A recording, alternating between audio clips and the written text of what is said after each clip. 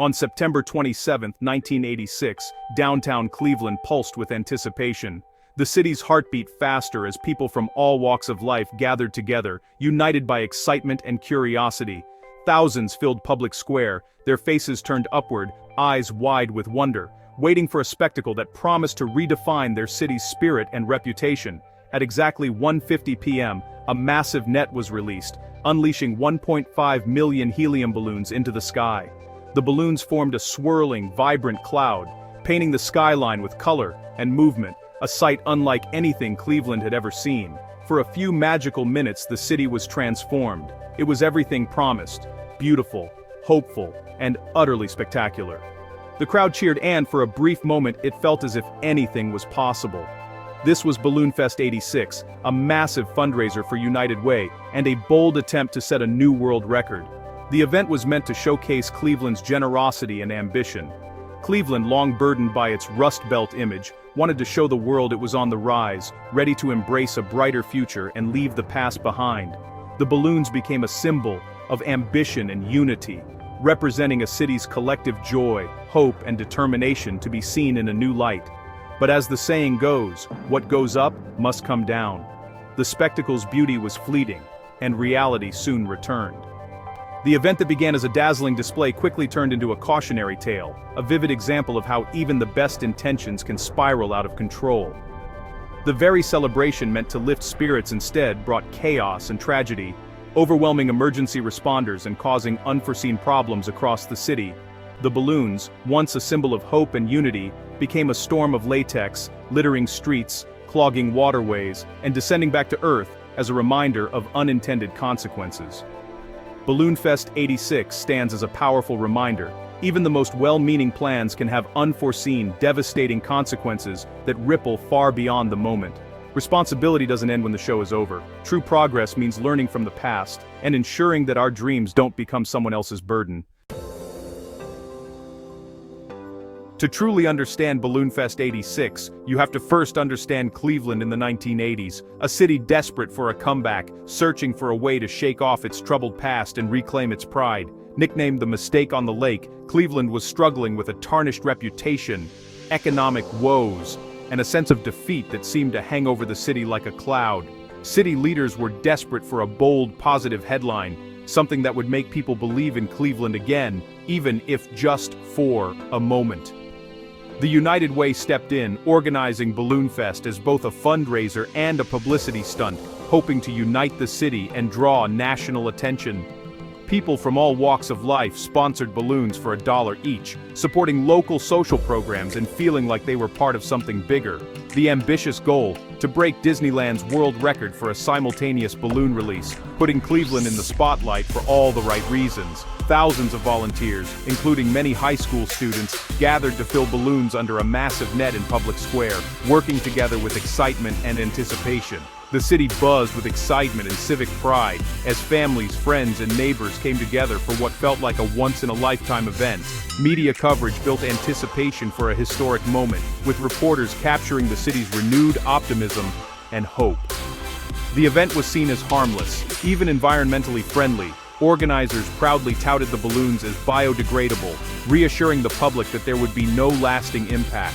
Few questioned what would happen if the weather didn't cooperate, or considered the possible consequences of releasing so many balloons at once.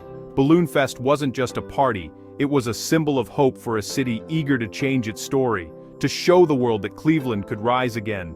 The focus was on spectacle and charity, not on consequences. The excitement was contagious, and few stopped to think about what might go wrong. The belief in a harmless temporary display blinded everyone to the risks, as confidence and optimism filled the air. No one imagined the true scale of what was about to unfold, or how this grand idea would be remembered for years to come. September 27 arrived with gray skies and a looming cold front. Organizers faced a dilemma. Thousands were gathered, but the weather threatened disaster. Rather than postpone, they released the balloons early, hoping to beat the rain. Under the net, 2,500 volunteers had filled 1.5 million balloons, the air electric with excitement. At 1:50 p.m., the net was released. A vibrant mass of balloons surged upward, momentarily blocking out the sky. For a few minutes, it was a stunning, surreal sight. But the cold front created a ceiling, halting the balloon's ascent. Instead of scattering, the wind pushed the dense cluster back toward the city and Lake Erie. The spectacle was about to become a suffocating blanket of latex descending on Cleveland. The city's moment of pride was turning into a looming disaster. The balloon's magical ascent ended abruptly as the cold front swept in, transforming a moment of wonder into one of confusion and concern. What began as a breathtaking spectacle quickly turned ominous as the weather shifted. Instead of rising and shattering records, the balloons were forced downward by the dense cold air and relentless rain. The sky, once filled with color, now seemed heavy and threatening. They plummeted in thick, tangled clumps, blanketing streets, fields, and waterways in a surreal rubbery carpet. The city was unprepared for the sheer volume of falling debris. The city was overwhelmed. Imagine 1.5 million objects falling at once, each one a potential hazard. The spectacle had become a deluge. Balloons, clogged storm drains, covered roads, and tangled in trees and power lines. The infrastructure was quickly pushed to its limits. Drivers faced blizzards of latex, their windshields obscured, causing accidents and chaos on highways. Emergency services struggled to keep up.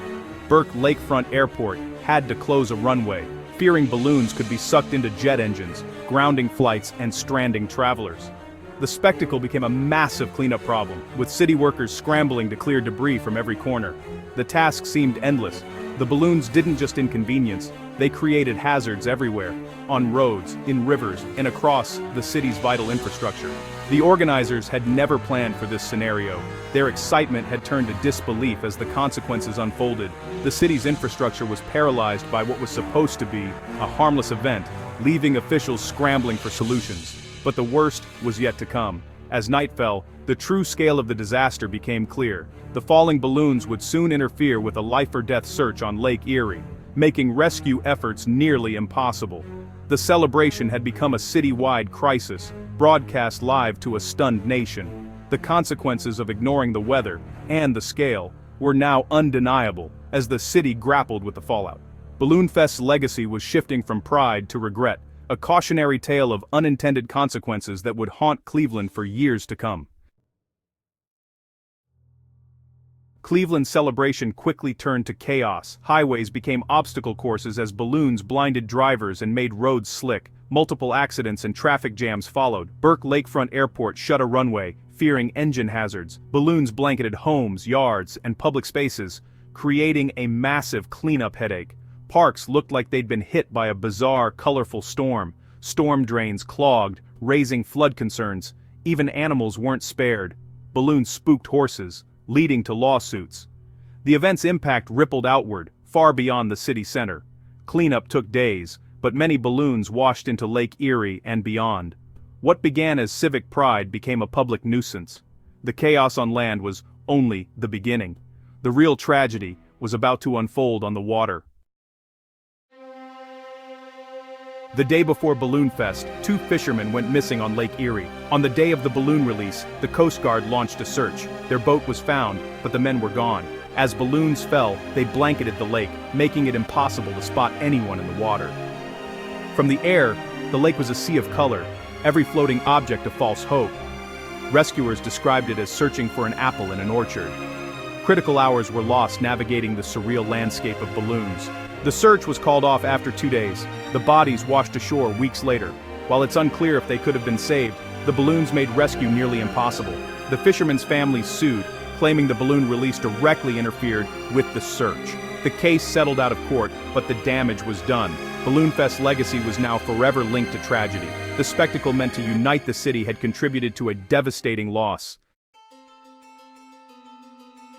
Organizers claimed the balloons were biodegradable, giving a false sense of environmental safety. In reality, latex balloons take months or years to decompose. Releasing 1.5 million at once created a massive pollution event. Balloons in Lake Erie threatened wildlife. Birds and fish mistook fragments for food. Balloons drifted as far as Canada, littering parks and forests. Cleanup was impossible. The landscape was scarred for months. The event shattered the illusion of a harmless spectacle. Balloon Fest, became a public lesson in environmental responsibility. It forced a re-evaluation of mass balloon releases. Even biodegradable materials can cause lasting harm at scale. The cost of the celebration was far greater than anyone imagined. Balloon Fest's aftermath was a painful reckoning for Cleveland and United Way. Lawsuits and cleanup costs overshadowed any fundraising success. The world record came with an asterisk, tragedy and regret. The event changed how public spectacles are planned worldwide. Laws restricting balloon releases followed in many places. Balloon Fest became a textbook example of spectacle over safety. Event planners now consider worst-case scenarios and environmental impact. The story is a cautionary tale of good intentions gone wrong. The images of rising balloons are forever tinged with what followed. Balloon Fest reminds us, responsibility lasts longer than the spectacle. We must weigh fleeting joy against lasting harm. The sky full of dreams became a sky full of problems. Always plan for the unexpected. What goes up will come down.